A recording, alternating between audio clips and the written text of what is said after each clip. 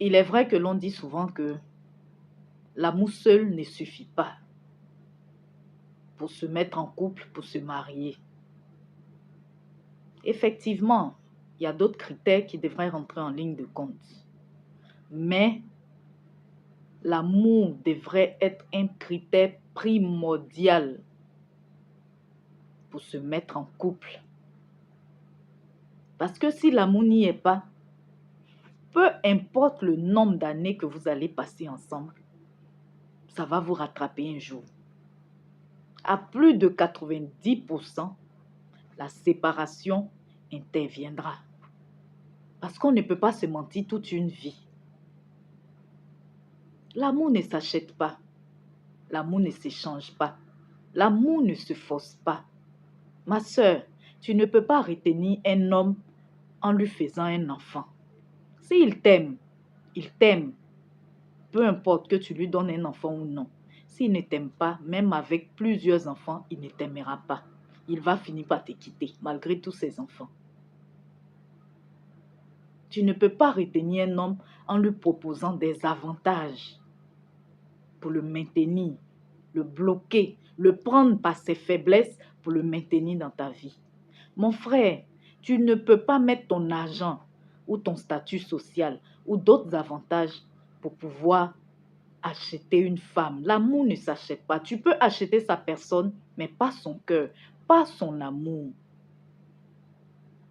C'est la raison pour laquelle, pour éviter des pertes de temps inutiles, parce que imaginez passer 10 ans ensemble.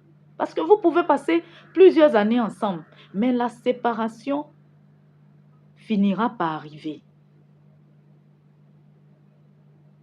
C'est la raison pour laquelle, avant de se mettre en couple, avant de se marier, fléchis genoux pour demander la volonté de Dieu.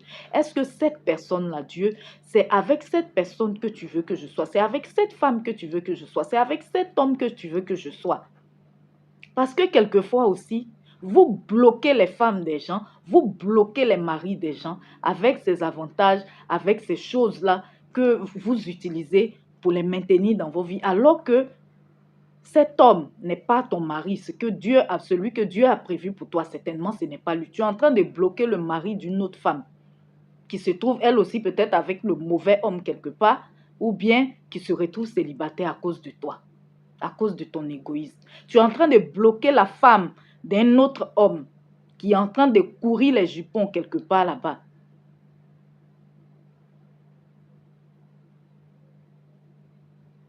Avant tout mariage, pardonnez, réfléchissons parce que les taux de divorce sont trop.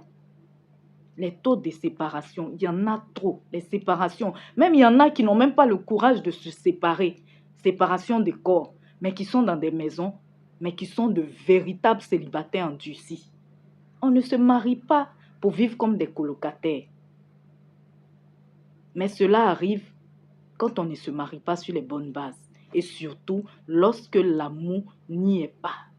Lorsque l'amour n'a pas figuré dans les critères. On ne se marie pas pour se venger de quelqu'un. On ne se marie pas pour faire mal à son ex. On ne se marie pas par stress parce que l'âge avance. On ne se marie pas sous la pression des parents parce que tu iras seul dans ton couple. Tu iras seul dans ton foyer. Et si souffrance il y a, tu souffriras seul. C'est la raison pour laquelle tu dois beaucoup réfléchir. Mieux vaut être seul que mal accompagné. Mieux vaut vivre seul, dormir seul dans ton lit que de dormir avec un homme, une femme qui ne te touche pas, qui ne s'occupe même pas de toi, qui te donne dos où vous dormez comme un frère et une sœur. C'est pas ça le mariage. Le mariage, ce n'est pas la cérémonie. Le mariage, c'est ce qui vient après la cérémonie. Et ça, si nous devons fouiller dans plusieurs couples, beaucoup ne sont pas mariés. Ils ont juste des noms sur les actes de mariage, mais physiquement, ces personnes-là ne sont pas mariées. Et c'est vraiment dommage. Et tout cela arrive parce que la base a été fausse.